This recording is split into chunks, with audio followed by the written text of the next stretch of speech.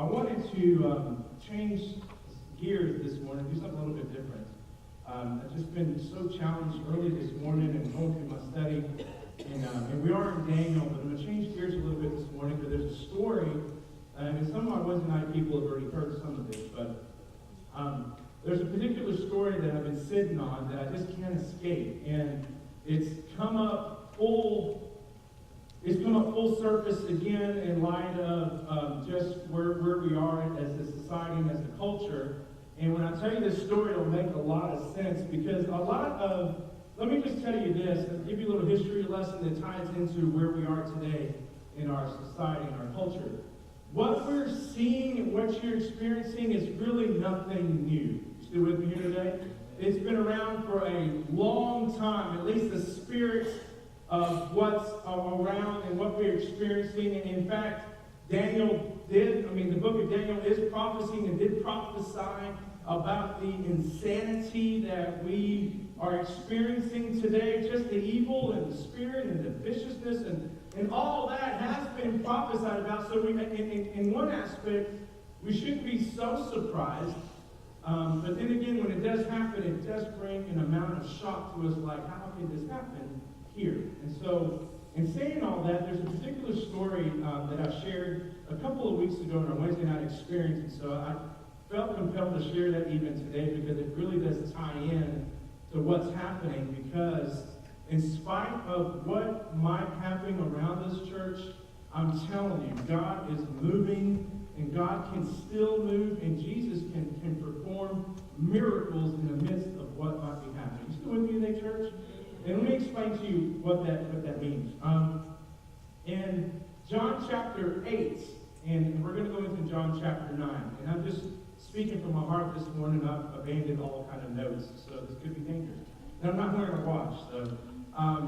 In John chapter 8, there's a story when Jesus is in the temple, tabernacle, synagogue, whatever word you want to associate that makes sense to you. But Jesus was doing what Jesus does. And this idea of violence in church is nothing new, because Jesus stirred the pot. You know, he's kind of good at that, wasn't he? And he wasn't doing it on purpose. It's just when you speak truth and truth isn't received, what kind of reaction do you think you're going to get? You still with me on that? And so Jesus is speaking, and he says something about he saw Abraham. Now, that got people just going, what? How? And you have to understand the timeline. This is New Testament. This is Jesus in his 30s now, and he says, well, I saw Abraham. Now, if I were to just stand before you like I am today, and you know I'm big on sports, and I said to you in all seriousness, man, I had a latte with Babe Ruth yesterday. How would you react? The same way you're reacting right now, going, there's something in your latte because you're on crack. There's liquid crack in your latte because there's no way that you saw. Now, some of you don't. Who in the world is Babe Ruth, the great Bambino? He's got a whole. Okay, that's a whole other reference you don't get. Okay, let's just say someone around the 20s and 30s, and I'm 47. So if you do your math, there's no way possible I should have seen Babe Ruth. Still with me on that? So it's almost like that, except to the 100 times worse. Religious leaders are looking at Jesus going, what did he say? Did he just say he saw Abraham? Now, you have to keep in mind, Abraham is huge in the Jewish culture. And if you name drop Abraham, you better be backing it up. And so, yeah, Jesus name drops Abraham, and they went nuts. And so they stopped. They're like, wait a minute, Jesus, how can you have seen Abraham? I mean, you're this old, and Abraham's here, and this doesn't add up, doesn't make sense. And so what you're saying is crazy. How does that make sense? And so they ask him, and listen to, I love Jesus' response all through Scripture. Now, I'm telling you guys, if you haven't read the Bible, you need to read the Bible because it is better than anything we see on TV. Some incredible stories. And I love Jesus' response, because his response was very, when I tell you, you're going to think, okay, I understand why they kind of got a little upset, because Jesus says, well, I am. What do you do with that? I am. What does that mean? I am. Does that mean you were there, or were you? I am. So they start deducting. Deductive reason tells them, so this guy's telling us he was there when Abraham was alive, but yet he's in front of us right now in his 30s, and he's in our synagogue and temple, and he's speaking, but yet he was there. It doesn't make any sense. And so here's where the violence comes in. They start picking up stones, and they're about to kill Jesus in the temple. So nothing's new, church. You still with me this morning? When truth is being proclaimed, the enemy doesn't like it. You still with me? So Jesus comes back with just, I am. I would love for you to try that with your parents. Okay? If they tell you, I'm going to go take out the trash, you're going to say, I am. Okay, y'all get that later. Okay. Does that work, Mom and Dad? Negatory. Negative Ghost Rider, the pattern is full. So, no, it doesn't work. So they pick up stones, and they want to kill Jesus in the temple. I mean, they're not going to wait till he goes outside. They're not going to wait till he goes down the alley on his way to Bodacious. I mean, they're going to get him right. So Jesus does the Jesus thing, and he leaves. He was like, I'm out. And so Jesus and the disciples decide, maybe now's a good time for us to go to lunch. And so they sweep, which doesn't mean you guys mean to. I'm not done, okay? And so they leave the temple. I'm leading up to one of the best stories in the scripture. And so they leave the temple, and they're on their way out. And this comes into John chapter 9, where a blind dude gets healed. Okay? And I know some people go, what? And it's an incredible story. Okay? So they're on their way out of the temple, and mind you, if you know that people are picking up rocks and about to kill you, would you mall walk, or would you briskly do the walking briskly? So they're kind of, I know I didn't look funny. But anyway, so they're leaving very quickly, and all of a sudden, they're walking into the crowd, and before you know it, the disciples are turning around, and they don't see Jesus. He's not with them. And they turn around, and Jesus is that guy, and he's one of your friends that happens to stop at everything. You ever had one of those friends where you're walking, all of a sudden you turn around, and they're gone? Anybody have that friend? Okay, Jesus is that guy. Okay, so they turn around and he's at it again. He's talking to the blind dude. And listen, it's not just there. This guy's been blind since birth. He's been begging and trying to make ways for himself for a long time. So everyone in that area knew who this blind man was. And so they turn around and he stopped the talking. That's kind of what he does. And when he does that, things happen. So of course they turn around, they got to go back with Jesus, and they're looking at him. And so the disciples have some questions for Jesus. They're good friends. Don't you love those friends that seem to question your every move? Of course. And so they question Jesus, Jesus, so this guy, was he born blind? Or did his parents do something? Was his parents sin? Or did he sin? Is that why he's blind? And Jesus comes back with, no, this guy's been blind since birth, so that, and I'm paraphrasing here, so that when God heals him, he will be glorified. What? I'm telling you guys, reading Scripture just to see Jesus' response to questions are awesome, right? So he comes back and says, no, he's been blind since birth, but here's the reason why. When this guy's sight gets restored, it's going to set the world on fire. God's going to be glorified through it. Okay, great answer, Jesus. That's not really what I was asking for, but okay.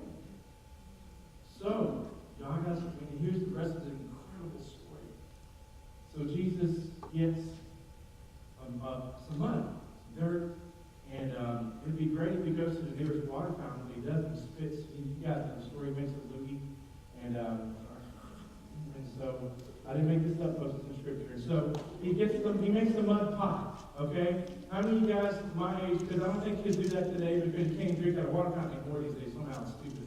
But back in my day we did. And so how many ever make mud pies? Come on, y'all, yeah. Some of y'all know how y'all have lived. Look around, people. Those of you whose hands are not up, you've never lived until you make a mud pie. And you really haven't lived until you've eaten something. Okay? Come on. That right there, that will preach all day long. And so Jesus makes a mud pie. And I'm sure, listen, we read Scripture sometimes, folks, and I don't think you get it. I think we read it just to read it, but you've got to slow it down and put pictures with it. You guys ever get that kind of imagination?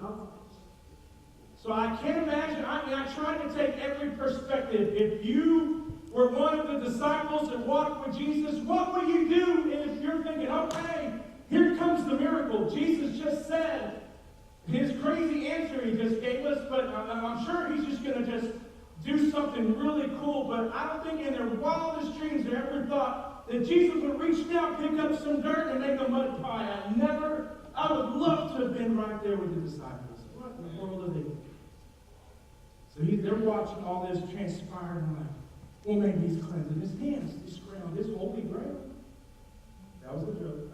So there's Jesus making a mud pie, and he goes, bam, just bam, slaps them. I don't think he gently rubbed it. This ain't a massage, guys. Come on. This ain't massaging. I believe Jesus just went, bam, slapped it on his just went, go wash. Go, in fact, not anywhere. Go to the side, go to the pool side home, and you just go and wash and be healed. What? So they didn't see the miracle right in front of them yet. Remember, he's got mud on his eyes. They didn't know what was about to happen. You still with me, guys? So the blind man goes and washes in the pool Siloam, and sure enough, the mud washes from his face, and he can see. Are you still with me today, folks? I asked the class about this. I'm like, can you picture in your mind? I don't know if you guys have ever done this, and then what I'm about to say is not in a way to try to be funny. It just is what it is. I try to capture everyone's perspective when it comes to things that people battle and deal with. And blindness is something that's hard for you to understand. Have you ever tried to blindfold yourself and just try to operate in life? It's not easy to do. It really isn't. I shared a story how we thought, we for the first few years of Jaden's life, we thought he could see, and he really couldn't. And I felt sorry for the guy. And we ended up going to Disney World that year. And we thought everything was great until we got home, and he went to school and took one of those side tests that they do in school that we never as parents paid attention to. Because I thought our kid was just trying to be funny and failed it. So we're like, come on, Jaden, it's just, you don't have to even study, just see. And so for every year, our kid kept failing the seeing test, the eye test. We're like, he's just playing. And so, sure enough, he wasn't playing, and he needed glasses. And yeah, huge glasses. Like, if you were to put lenses to them, they would burn stuff. And so I don't even know what you call that, but it's pretty much blind. And so we're in the car heading to church one morning, and poor little James in the back seat. All of a sudden, our kids making noises at that age wasn't anything out of the ordinary. They're always singing or making noises and just stuff like that. I'm like, just whatever. But then he starts talking. He goes, trees. And I'm like, yeah, we've been there since we've been here, bud. But there's leaves on them. Yeah. Look at that hawk. And he's going, there's a bird up there. I'm like, the bird's there every day. He's trying to pick off rats every day. He's been there every day. And it finally hit me. The kid hasn't seen anything for years. He didn't even know there was trees along the way to church. He just thought it was just a blob of just skyness. That's it. So that immediately started thinking, this young man, blind from birth, never has. How do you explain the ocean to somebody who's never seen it? In all seriousness, how do you do it? How do you explain sky to somebody who's never seen color? How do you describe blue? It's blue. What is blue?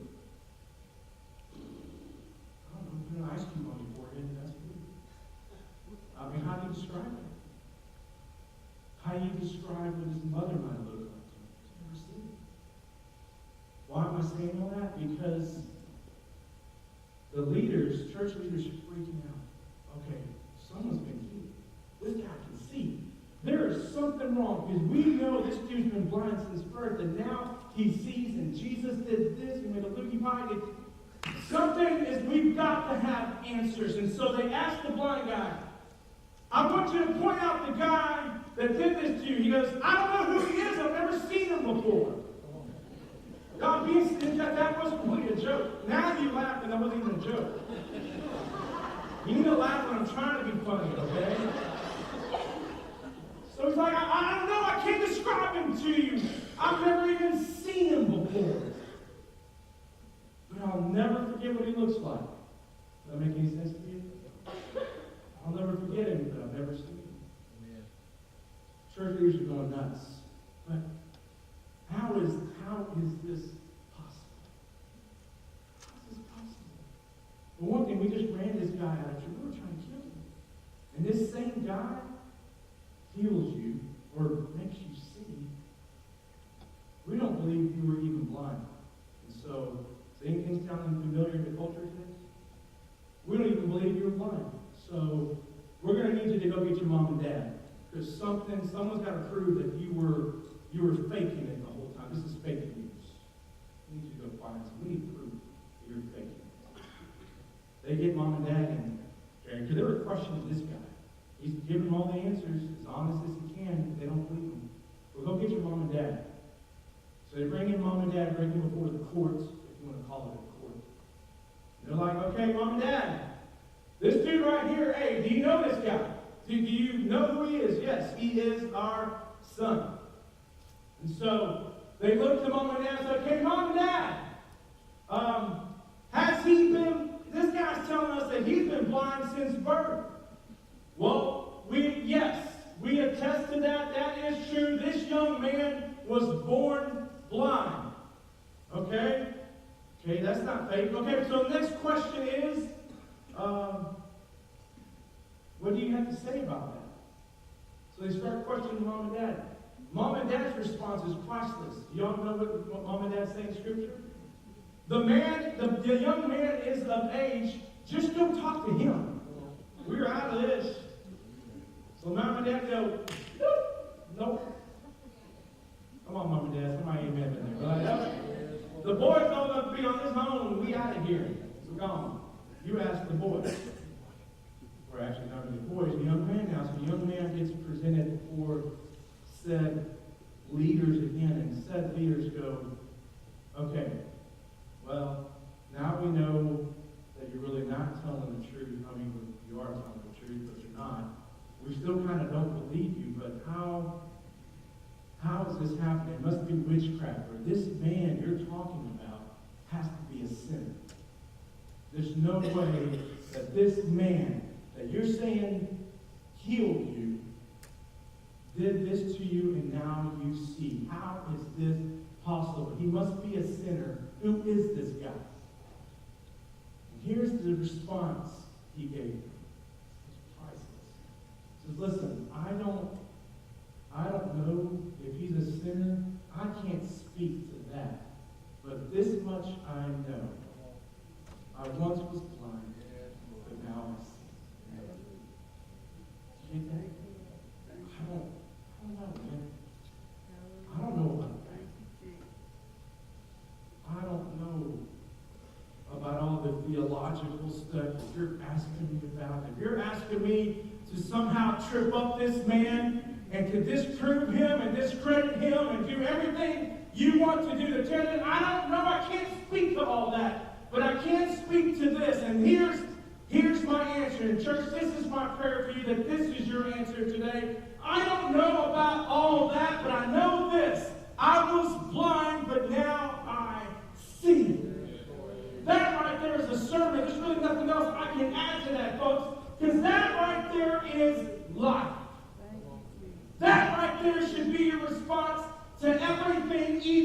today. That applies to life.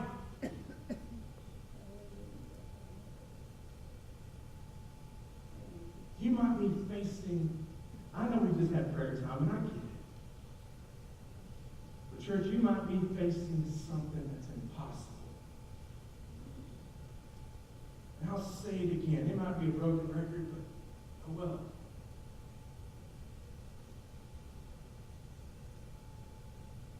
God's in the miracle working business. Yeah.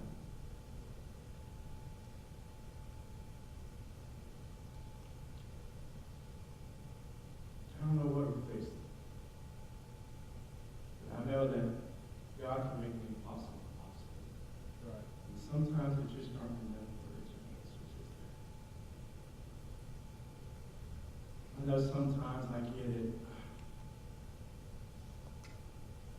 Convictedly, I'm an analytical person. Sometimes I have to have more proof about things. You know what I'm saying with that? I can almost identify sometimes with people who say, I gotta have a little bit more to hang my hat on. That's just not enough. But man, the challenge here this morning I'm trying to communicate to you is you might be facing something crazy that you can't put into words. But if you allow Jesus to come into your life and change you, your simple response that you can tell the entire world. And I'm telling you, folks, this guy was enthusiastic about it. As I mentioned to you, he's never seen blue. He's never seen ocean waves crashing on the shore. How do you describe that? He's never even seen his own mother smiling back at him. Do you understand that? I get that. I'm looking at your beautiful little girl over there, growing up. I can't imagine asking a girl what you look like and her not being able to describe that. And all of a sudden, someday, a few years later, an incredible man crosses her path, and all of a sudden she says, she's a beautiful woman, that's all I know. She gives me the greatest smile in the world. I know she loves me.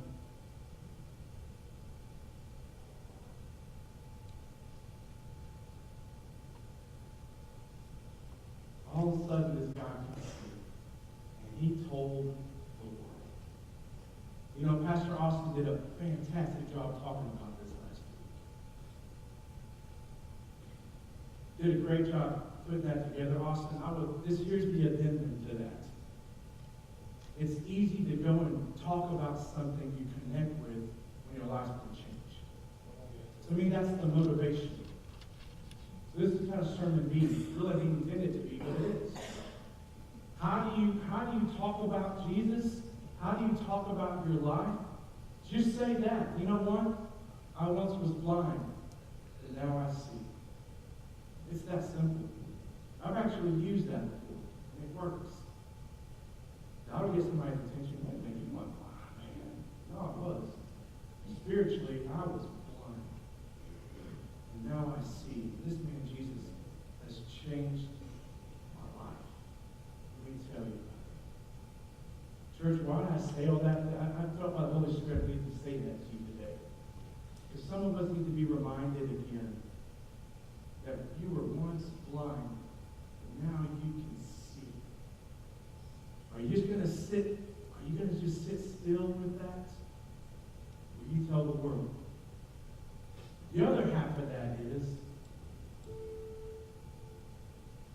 will you allow the miracle worker to do a miracle in your life? Maybe for some of us, we got to start there. Some of us, spiritually speaking, are still hanging outside the gates, waiting for Jesus just to pass by and do something. The deal is, here he has. Here he has. You just got to start living it. You know the reason why? I kind of held back a little bit a while ago, but I'll tell you the reason why. As a pastor, I'm really feeling such a heaviness today. I'm going to go up here make sure everybody can see me, because I want to make sure this is understood today. Another reason why, as a pastor, my heart is so heavy this morning is my prayer this morning is that for my church and everybody that's connected to this place and around this place, we'll come to a place of repentance and serve God. We'll come to a place of repentance and serve God.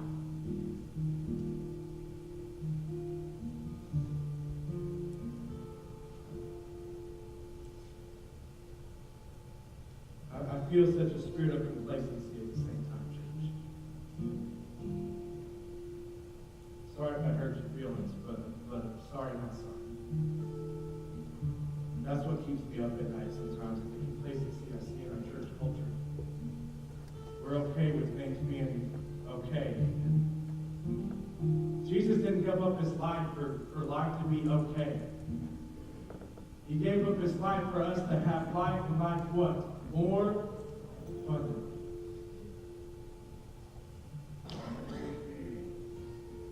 To go all in. That's the challenge today. I read stories like that and I get so encouraged. Because in a way I identify with that guy. No, I wasn't blind. I've always had great vision up until about 5 years ago. I can't imagine being physically blind, but I do identify with the spiritual blindness. And I feel so grateful this morning to a God who loved me that much that he was willing to give up his son just so that I can see. You get that? Just so that we can see. You stand here with me today, church?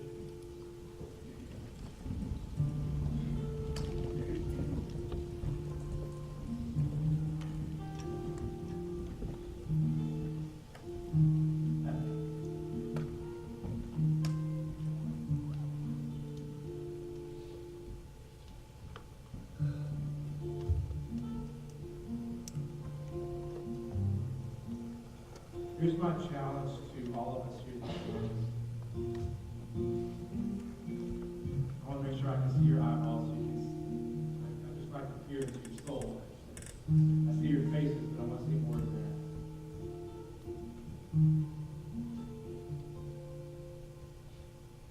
Church, I pray in this moment today that we catch the fullness of God.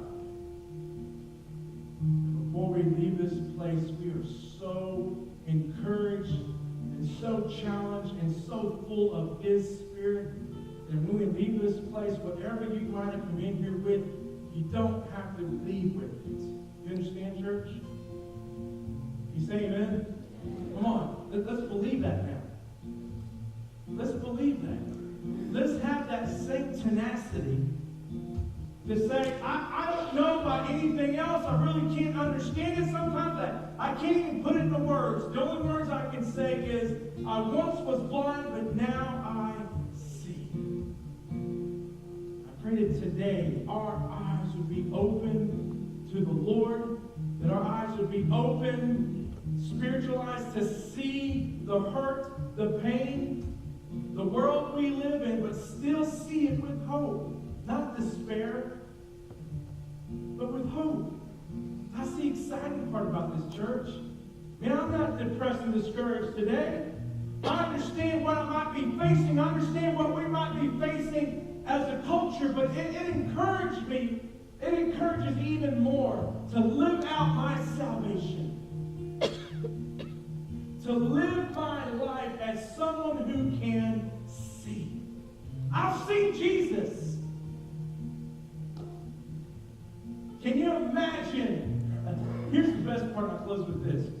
Can you imagine his feelings, his face, when that blind man finally looked at Jesus and he said, I've been standing in front of you this whole time. I'm the one that healed your eyes. I can't imagine the embrace they had. I bet they had to peel him off of Jesus.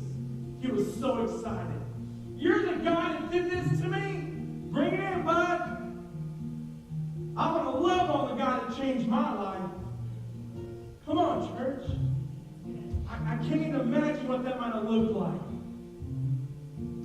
I'm a sucker for those reunions that you see on TV, whether it's the military that comes home to the kid or long-lost families when they finally see each other and that kind of an embrace. It just rips me to pieces, man. I picture that 100 times over for this blind man to finally wrap his arms around Jesus and say, yes, you have changed my life. I'm not letting go. That should be our challenge today. I'm not letting go. That's the message right there. To all of you. Don't let go. Don't let go. Did you hear that? Fall into Jesus and don't let go. Hang on to him as tight as you can. You with me there, church? Can I pray over you before we close? I just want to challenge you today. Just don't let go. Don't let go.